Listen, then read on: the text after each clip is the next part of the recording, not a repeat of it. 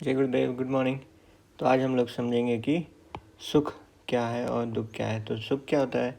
एक प्राकृतिक स्थिति है, जो है मतलब हमेशा रहती है, ठीक है। और दुख क्या है? एक अप्राकृतिक स्थिति है, अप्राकृतिक स्थिति है, ठीक है। अप्राकृतिक है इसीलिए वो हमेशा प्रकृति की तरफ भागती रहती है। तो दुख का कारण होता है, ठीक है। कारण से कुछ प्रभाव पड़ता है ना, जिसे हम लोग कॉज एंड इफेक्ट बोलते हैं। प्रभाव से क्या होता है? दर्द होता है।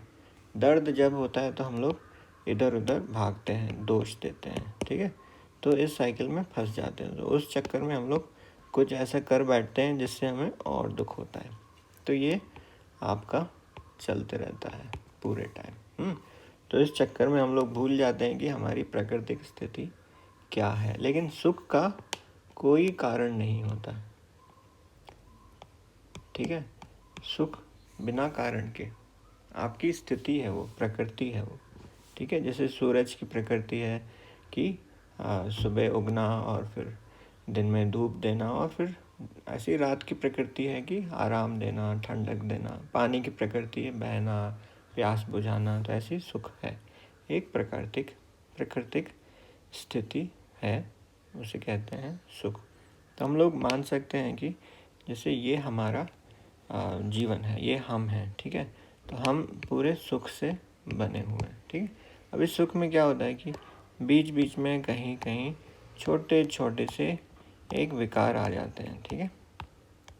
ये छोटे छोटे हैं।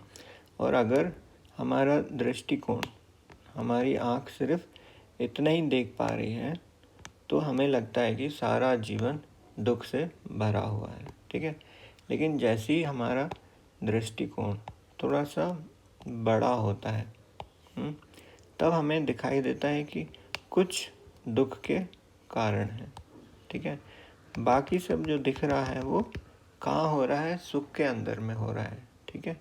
तो जैसे हमारा दृष्टिकोण विशाल होता है, विशाल दृष्टिकोण, तो ये जो हमारा कोण है, ये जो एंगल है, ये जब बढ़ जाती है, ठीक है, तो हमें दिखता है कि हमारा जीवन में बहुत कुछ है दुख के अलावा भी। अधिकतर क्या है? सुख। तो सुख से भरपूर जीवन होता है हमारा, है ना। और ये प्रभाव जो दर्द होता है, तो दर्द को एक हुक चाहिए, एक क्या बोलते हैं उसको, एक खूंटा चाहिए लटकने के लिए। तो वो खूंटा कारण होता है। तो बार बार जब भी दर्द होता है तो हम उसका कारण देखते हैं। जैसे बच्चों को जब भूख लगती है तभी वो रोते हैं, जब उनका खिलौना कोई छीन लेता है तभी वो रोते हैं। बाकी टाइम बच्चे खुश रहते हैं, उन्हें कोई कारण नहीं चाहिए खुश रहने के लिए, सुखी रहने के लिए। लेकिन जब दुख दर्द होता है तब उनको कारण होता है, तो वो लोग रोते हैं। तो इसलिए हम लोग भी रोते गाते रहते हैं, है ना, जब हमें दुख होता है, क्योंकि समझ नहीं पाते हैं कि क्यों हो रहा है। तो उसके कारण के पीछे में इस चक्कर में अटक जाते हैं यहाँ पे। और हमारा दृष्टिकोण बढ़ाने से हमारे जीवन में सुख और आ सकता है। और एक चीज़ जो कारण को कम कर सकती है धीरे धीरे, जैसे हमारे पास अभी 100 कारण है, ठीक है। 100 कारण को अगर जीवन में 50 करना है तो उसके लिए कहते हैं कि अपने सांस पे थोड़ा ध्यान देना चाहिए। सांस की जो भी क्रियाएं वगैरह हैं, ठीक है, जैसे सुदर्शन क्रिया हो गई, और थोड़ा सा ध्यान करना चाहिए सुबह शाम 10-20 मिनट।